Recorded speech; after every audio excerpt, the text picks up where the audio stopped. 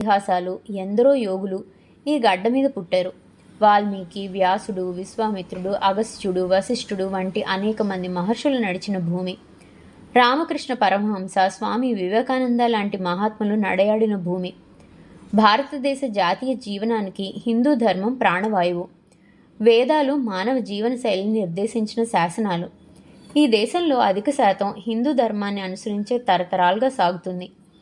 దేవతలను పూజిస్తాం, యోగులను పూజిస్తాం, చెట్లను, పుట్టలను, పాముని, పశువుల్ని పూజించే సంస్కృతి మనది.